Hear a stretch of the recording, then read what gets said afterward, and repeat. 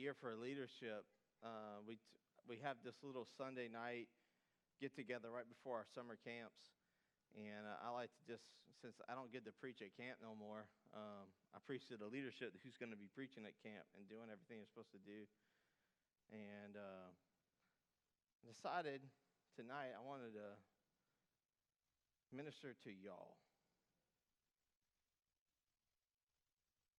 Because I think there's something that's really, really powerful in this that will speak to all of us in the room and get us to a little bit of a different understanding of how we need to be on a daily basis. Y'all ready? So I want to talk to y'all tonight about the fun topic of humility. Humility. Such a good topic. Just makes everyone feel really great about themselves.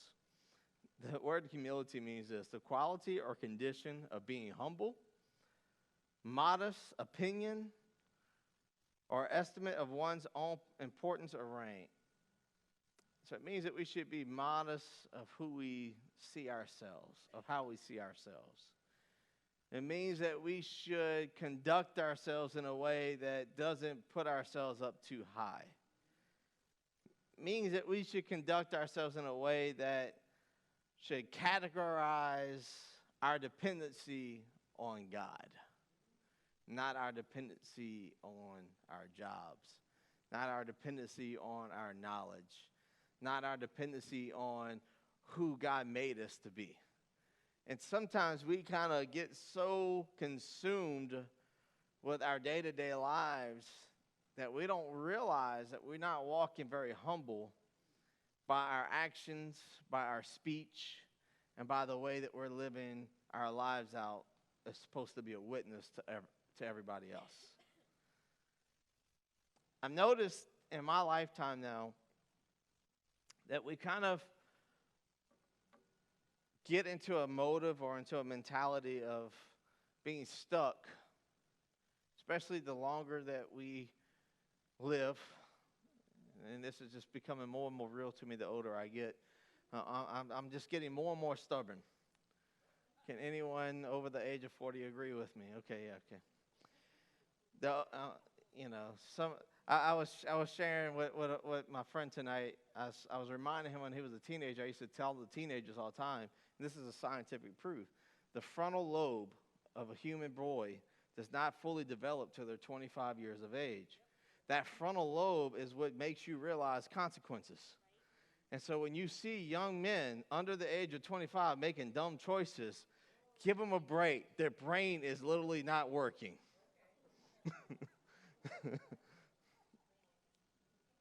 Nah, I wouldn't say brain damage. But their brain's not functioning right? But something happens to us as we get older, too. And the things that happen to us as we get older has nothing to do with this. It has everything to do with this. And this starts to get a little stubborn, and this starts to get a little locked into who we are, and we start to lose kind of our hunger. We start to kind of lose maybe our drive. We start to kind of lose our passion. And again, I'm speaking from my own self tonight, but I can tell you of times in my life where my hunger and my passion maybe was a little stronger than what it used to be. There were certain things that I would be just gung-ho to go do. There were certain activities that I couldn't wait to go and enjoy. And now my activities that I love is when I get home early from work and sit at my computer chair and play video games. And it's like that has become like the thriving force of life. I'm like, ah. And it used to be like, who's down for some basketball? Now my knees are like, nah. So we start to do things because things start to change within us, and we get a little stubborn about things, and we get a little frustrated. And I want to analyze a character in the Bible tonight that is an amazing leader that we might not always focus on as an amazing leader because of his title. The name I want to talk to you guys about tonight is a little fellow by the name of Zacchaeus. When I was a little boy growing up in children's church, we used to sing the song, Zacchaeus was a wee little man, and a wee little man was he. I don't even know if he was short or not. There's my children's church teachers. Yeah, I even went through the Bible. I don't even know if he was really that short or not, to be honest. But that's just, I guess it says he was a little guy, but I think it was actually a little bit more of a talking about his position, because the people that would have been writing about Zacchaeus knew that he was the chief tax collector, and so they might have manipulated his stuff a little bit. Anyway, so Zacchaeus has his encounter with Jesus when Jesus was traveling through Jericho. And Zacchaeus went through some great lengths to see who he was. And there are things that we need to do to follow the example of Zacchaeus. I'm going to point out 3 of them tonight to you. And so we're going to take a little bit of time to see this unlikely leader in the Bible show us some things that we should be doing in our own lives. And maybe it'll help us become the person God created us to ultimately be. And then maybe we can do something great for him in the process as we begin to dig into this story in Luke 19, verse 1. Jesus entered Jericho and made his way through the town. And there was a man there named Zacchaeus. He was the chief tax collector in the region and had become very rich. He tried to get a look at Jesus, but he was a little too short to see over the crowd. I like that translation. He's a little too short. And what I believe by that is, and again, this is where I was looking, because I read about short in stature. Most of the people that lived in that day were short. And what I believe was happening was he was a little too short because people saw the chief tax collector trying to come in on this crowd, and people might have started getting on their tip of toes. And like, not today, Zacchaeus.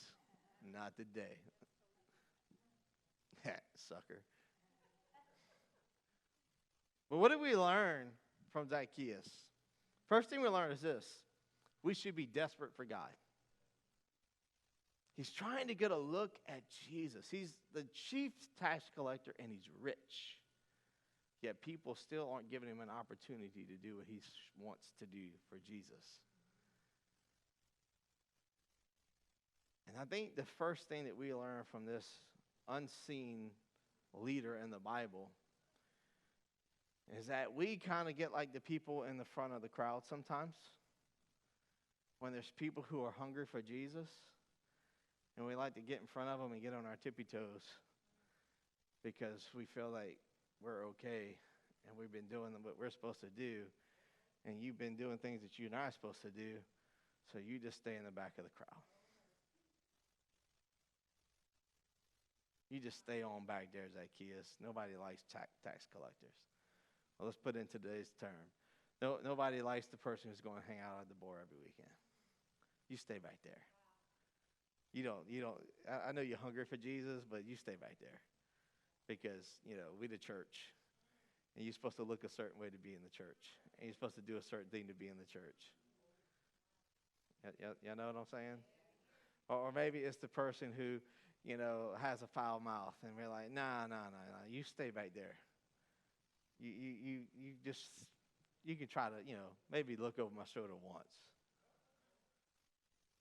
And this is what was really going on here. Because I used to read the story and think like, man, well, Zacchaeus was just short. He wasn't trying to, he was just trying his best to see, but he was just too short. But the truth of the story was people were blocking his vision and not allowing him to get to where Jesus was. But he is desperate to get to where Jesus is. And there are people who are desperate to get to who Jesus is. And sometimes we're the biggest blocking fence that there is. Money couldn't buy him anything. It wasn't getting him his happiness. He wasn't being content. So he is striving for everything. He's got what the world would think is great, and Zacchaeus is still trying to push through to see who Jesus is. And I believe there's many people that are very important people. I believe there are many people that are very low on the totem pole. I believe there are people that are right in the middle, that are all trying to strive for the same thing. And there's nothing they're going to find outside of Jesus that's going to satisfy their soul. But there's this transition statement in verse 3 that we see that changes the narrative. And Luke records that Zacchaeus sought to see Jesus. He sought him out. He was literally, he's trying to get a look at Jesus. He is doing whatever he can to see who Jesus is. And although the story talks about how he is the chief tax collector, he would have been the most hated guy in town. He had all the rich people working for him. He would have had a fantastic house. Fantastic house. He'd have had the best parties. He would have had the best food. He'd have had all the people that were in the inn to be with. But all those who were what we would call God followers would have just completely written him off because he chose to follow and be a tax collector. But here's this Jewish tax collector working for the Roman government, probably the most hated person in Jericho at the time. And something on the inside of him told him there was more to life, more to his career, more to everything about him. And he is desperate for it. First thing I want to remind us of that we learn from little bitty Zacchaeus is that desperation is our gift. I want to say that one more time. Desperation is our gift. And the moment we lose our desperation, we can't see others' desperation. I want to say that one more time. The moment we lose our desperation like Zacchaeus is the moment we lose sight of everyone else's desperation. Because we're no longer trying to get to where Jesus is, we're just standing in the way to where Jesus is. Because we get content in where we're at. We get content in what we have. And we're like, I'm just happy being here. And if we can think back to a moment in time where we were all hungry for Jesus, and I'm not talking about like a good service. I'm not talking about just a good worship experience. I'm not talking about a time where maybe I preached something and you was like, oh, that was good. I'm talking about really, really hungry. I'm talking about when you get saved for the first time and you like a newborn baby wanting a bottle every few minutes. Paul said, what did Paul teach us? Paul was like, we had these people that are like newborn babies, and they want their bottle, and they want it all the time. They're just hungry for everything. But there comes a time when you have to mature into eating meat. But when you get to the meat stage, you should still be striving for it. And when you get spoiled on eating steaks, you've lost your desperation. And Zacchaeus did not get this. He's not even at the milk stage yet. He's just seeing something out there. He's like, I need to get into that. And what we have to do as people who serve God and been serving God for a while, we have to stay desperate for who he is. We can't ever lose sight of the fact of, man, this steak is really good, but you know what? I want prime rib. Ooh, you know what? This prime ribs, really, I can go for some baby back ribs. Ooh, this baby back ribs are good. You know what? A T-bone. Some of y'all didn't eat yet, I know. And look.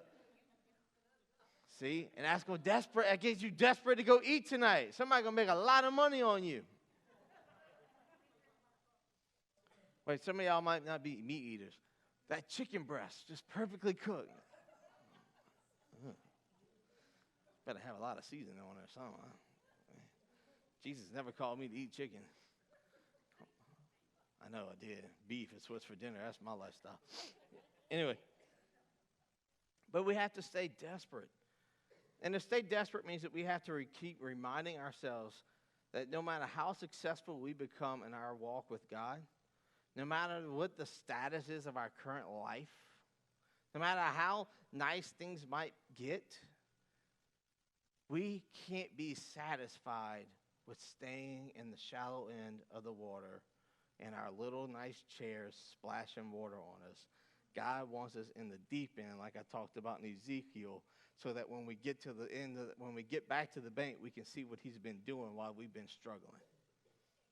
And if you are too comfortable, you lose your desperation, because comfort does not equal desperation. Comfort equals laziness. Don't ask me not how I know, because I got a gym membership and I haven't been there.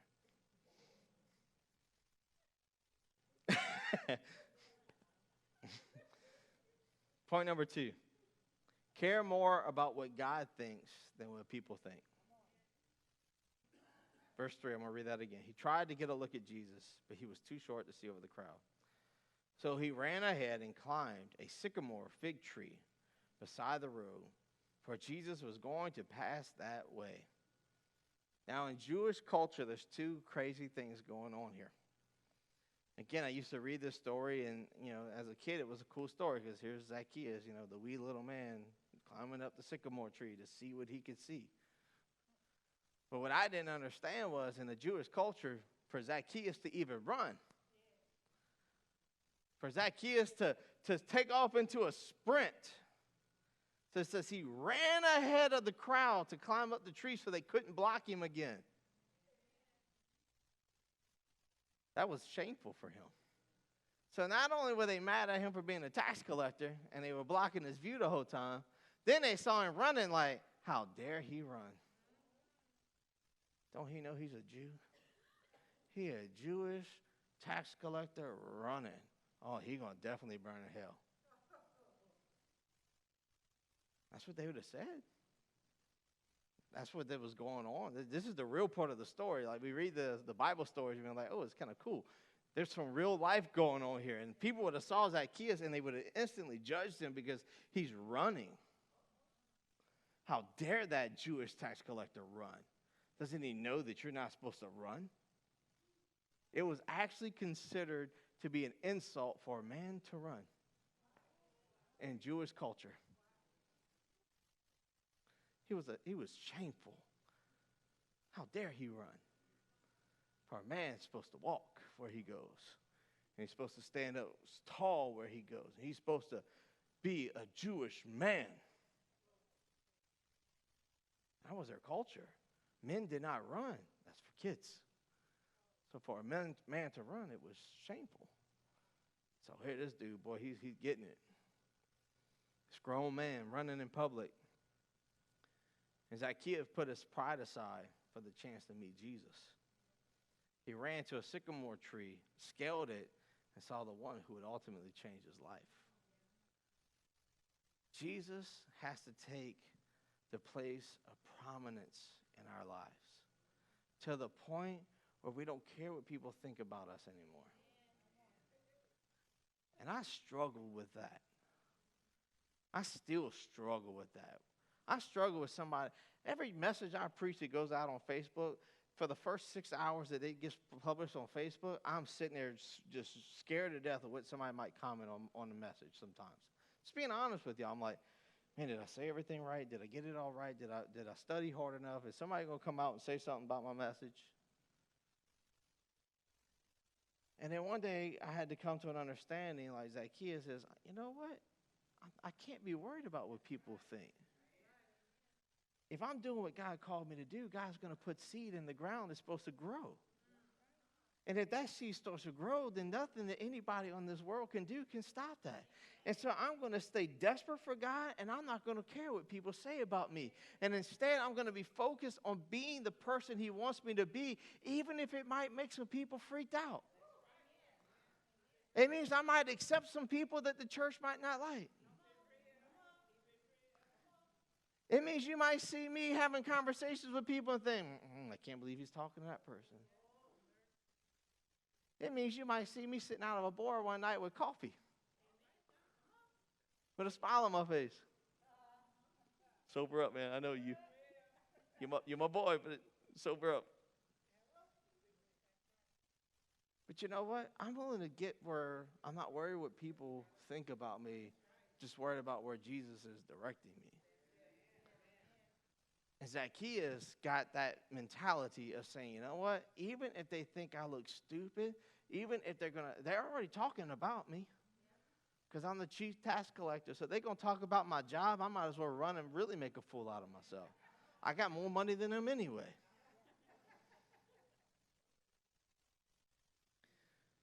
But we should fight through the crowd, run as fast as we can, and climb every tree we need to climb just so we can get to Jesus. He should mean that much to us. I want to ask you, how's your desperation been?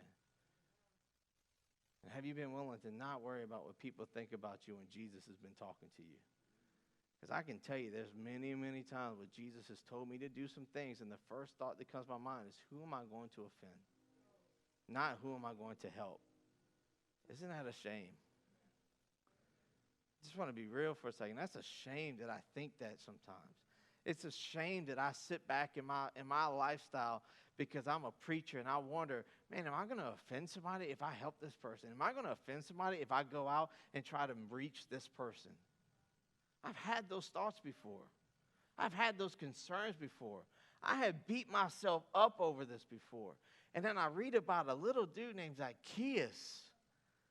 And I'm like, this is the most unsung hero in the Bible because I've only looked at the end of his story, not the middle of his story.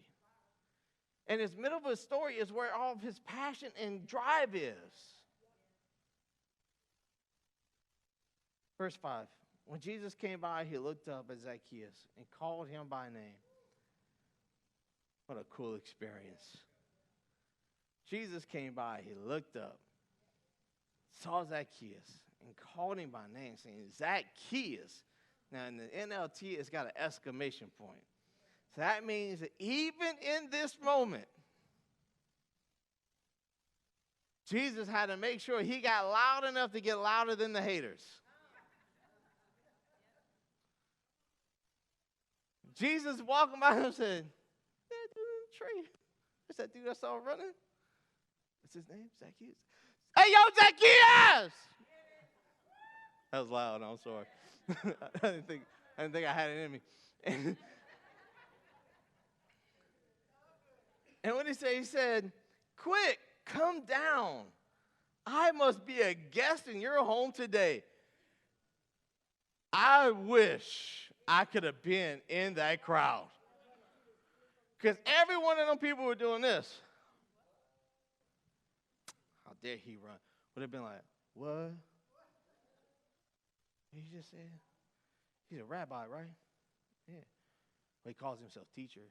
Yeah, but that teacher means rabbi. He's a rabbi. But Jesus never called himself a rabbi. Jesus just called himself a teacher. Jesus didn't want labels. He said, I am the Son of God. That should have been enough. He didn't need to be a pastor. He didn't need to be a bishop. He didn't need to be a deacon. He was like, I am the Son of God. Nah. Wasn't enough. So they had to call him. They had to make up a name for him. His teacher, his rabbi. So they would have been standing there and they'd been like, this guy, didn't he heal some people? Yeah. Man, when he talks about God, it does something in me, but he just said he has to go eat at his house? That dude, the tax collecting runner? Oh, I don't know about this guy. I don't know about this dude named Jesus.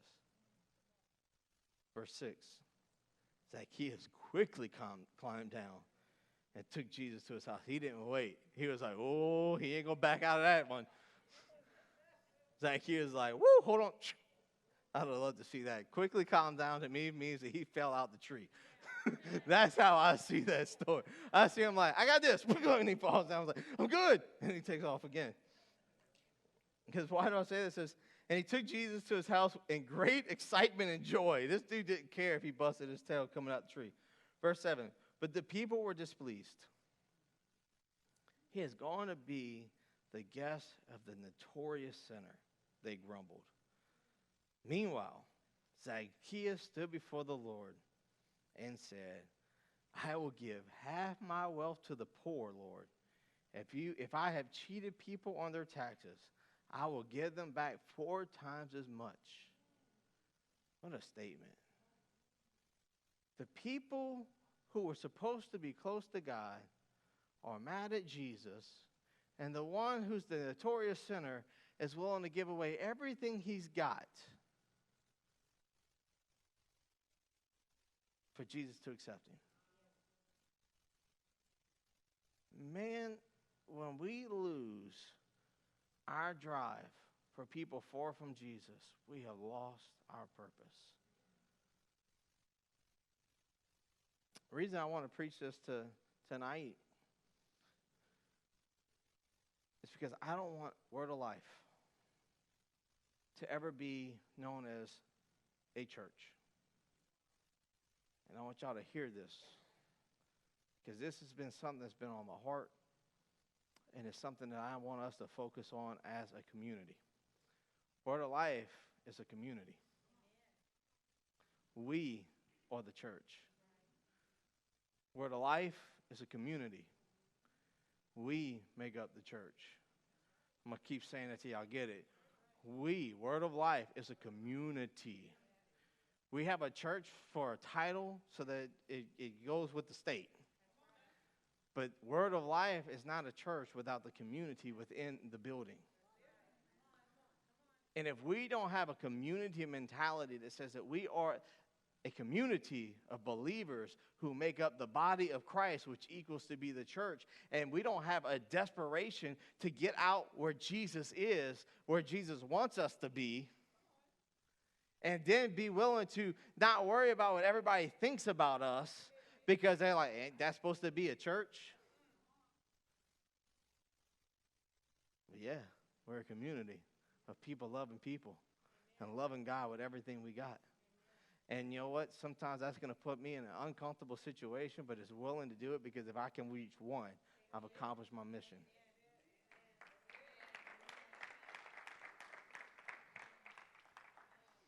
So what's my last point? My last point is this. I'm going to get you. See, I kept y'all late. Oh, no, I'm not. I thought I was going to get y'all early. My last point is this. Answer the call of Jesus. Answer the call of Jesus. Verse 9.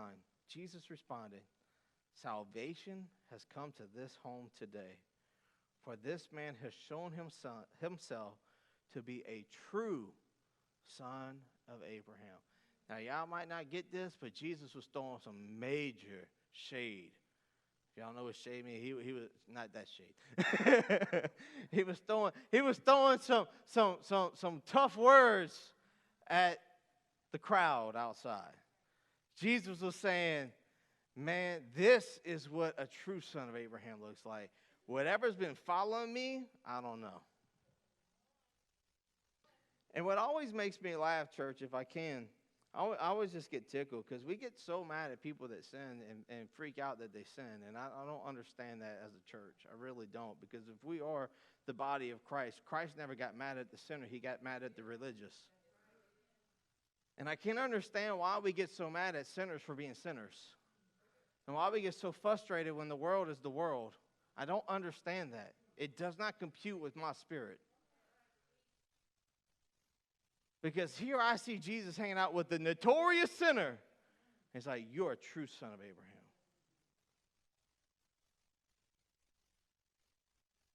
Verse 10. The Son of Man came to seek and save those who are lost. Jesus said, today salvation comes to this house. To this house. Because you have shown yourself to be who you're supposed to be. We can't really be following God or be who God's called us to be without us getting a real personal relationship with Him. We can't rely on our gifts, on our knowledge, on our experience to fill the gap, because none of that can fill the gap. The only thing that can fill the gap is Jesus.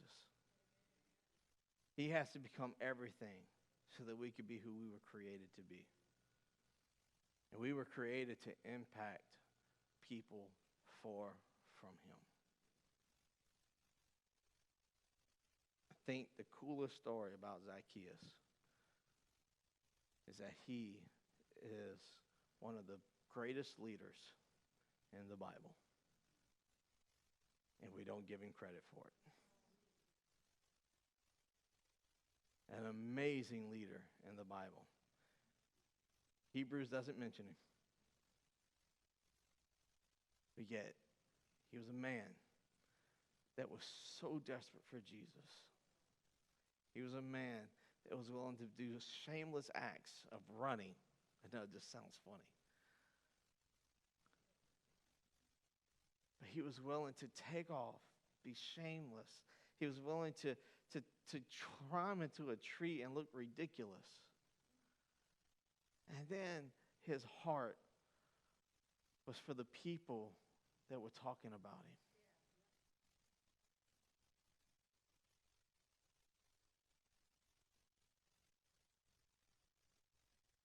He stood at the feet of Jesus and said, if I did anyone wrong, I'll give it back to him 4 times. Just because being in your presence is more important than anything else. The fact that you called me by name when everybody else was pushing me away. And what I want us to do as a community is to start walking the streets like Jesus did and start looking for the people that have been pushed away and start calling them by name again and saying, why don't you come eat with me? Why don't you come hang out with me? And let's not be shameful what people might say when we invite those people to come into our lives. Let's not be concerned about what people are going to say when they come into our lives, because we're more desperate for the Jesus that we're trying to give them than the people that are trying to give us approval. I'm just desperate for people, y'all. I see so many people. It's funny because people know I'm a preacher and they'll be cursing around me, and every once in a while they'll catch themselves and say, oh, my bad, I forgot preacher, man. I'm like, dude, don't ever, ever, ever do that for me. If you're going to stop cursing, if you're going to stop doing something like that, do it for God. You don't offend me at all. Not even a little bit. He who is in me is greater than he who is in the world. You don't bother me. I'd rather you be 100% you than be a fake you around me.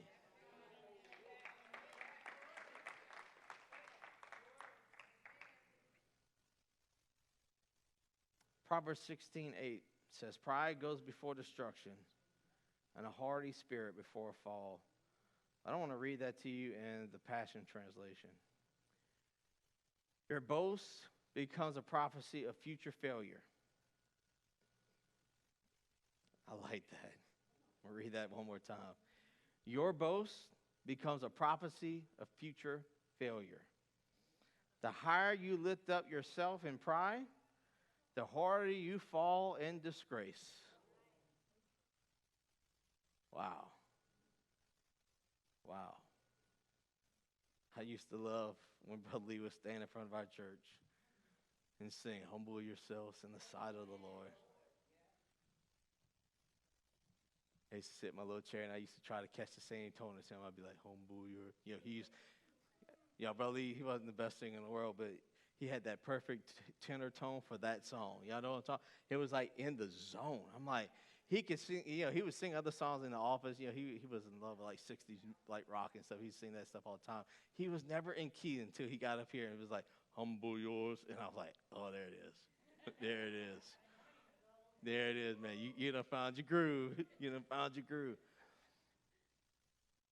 But I used to love that about our pastor because he would humble himself in front of the church. And, I'm just going to tell on myself for a second, because there's been some times where God has said, man, Mark, you need to get in front of the church and just worship. And I don't know what it is, but I feel like I'm handcuffed in that corner sometimes. And I'm like, I got to preach to these people. I get up there and start bawling, crying, man. I don't know what they're going to think. So if you was wondering, Sunday morning, I was standing right there, and it was me and Jesus. Y'all wasn't here. There wasn't a person in this room. It was me and Jesus right there. And then I came back, and I'm like, oh, Lord, it's the middle of worship. Man, I walk in front of everybody now. Hey, how y'all doing? See, I'm real, y'all. I tell y'all the truth. Like that was the real thought that went through my head. Was when I finished worshiping, I realized, oh, Lord, he's got a whole nother song to sing. And I'm like, awkward. I had my moment with you, Jesus. Now I got to walk in front of these people. But I thought about it, and that's why I wanted to preach this tonight. I wonder if Zacchaeus was feeling that same thing. After. When Jesus left his house. When Jesus went back. What was he thinking after? Because we don't know. All we know is salvation showed up and rocked his world. But that didn't mean the devil didn't come up to him and say, you dummy, you ran in front of everybody. The whole town of Jericho saw you running. You look like an idiot. They were blocking you. They don't want nothing to do with you. Congratulations, you found Jesus, but nobody else wants you. Can we be a community that will accept those people? That when you got to feel awkward walking in front of the church, you okay? And I shared this a long time ago, and this is just on my heart, and I want us to be this church. This should be the safest place in the world. It should never be the place where when somebody walks in the door, the first thought that goes to your mind is, I can't believe they came here. And we can say that, but we all thought it. We all thought it before. Even I thought it before. Somebody's walked in this place, I'm like, they came to church? I'm just being honest. I'm just being honest with you. I've seen some people walk in, I'm like, what are they doing here? And I'm preaching to them. I don't want to be that, though. I want to be the guy that's like, oh, they came to church. Oh, I'm nervous. I hope I don't mess up. That's what I want to be. I just want to love people. I just want to love God with everything I have. And I want to love people. No strings, no conditions. In fact, the farther they were from Jesus, the better it is. The more problems they got, the happier we should be. The ones that walk in here all jacked up, we should be like, yes, salvation has hit this house today. Because we don't know how many people walk through these doors and say that prayer. Because I've told y'all this before. I'm just rambling. I need to shut up, huh? But I told y'all this before. The reason I do salvation the way I do is because it needs to be personal for me. Because I never got saved in church. Well, maybe when I was a little kid, but I backslid outside of church. And I got saved on the tongue of my trailer one night with an encounter with Jesus. And there was nobody around. The one thing I did do is I went to my mama's house the next morning, sat on that porch, and said, I'm ready to do whatever God wants me to do, whatever that means. I don't even know if she knew I was up all night or not. She just walked outside, and then she never walks outside to drink coffee on the front porch, ever. She did that day. That's true, T. Sorry. I wanted some coffee. I didn't sleep that night. But to me, that's more important, church. It's for people to have that encounter. And when they do, man, let them just, you know what, they're still going to be messy. I believe that everything in me, Zacchaeus didn't stop taking taxes. He didn't just wake up the next morning and be like, whew, I'm done with that lifestyle. He had a family to take care of. He had stuff to do. But I can promise you this, he never cheated another person a day in his life. So maybe his lifestyle still wouldn't have looked perfect, but it was perfect for him. That is good, huh? I like that. I like that too.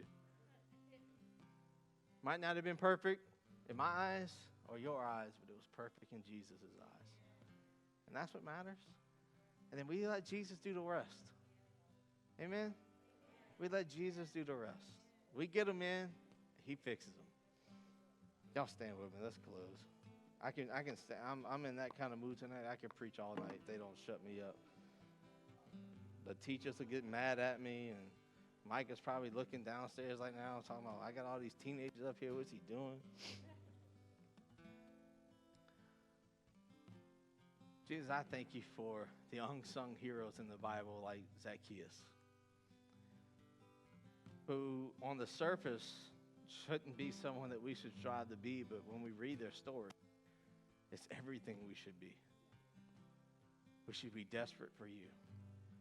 We should not be afraid to be ashamed in front of people that don't really care about us. They're just looking to make themselves feel better. And God, I pray that we will continuously strive to get closer to you. And God, I thank you for this community that you have put together. God, we're not in here by accident. God, we're not a pressure church. We don't like to go out and try to pull people in. We believe that you send people. And God, I thank you that you're sending the right people at the right times to put the right fruit in the ground so that it springs up to be the right thing for the right moment, for the right person who walks through the door and can receive you, can get to know you, and can see a bunch of imperfect people striving to be like you. So help each and every one of us. We all have our thing, God. We all have our thing that we're trying to be more like Jesus every day. So help us to get there. But along the way, let us realize that as long as we're following you, you see us the way you want to see us. And you're working the rest out as we go. In Jesus' name, amen.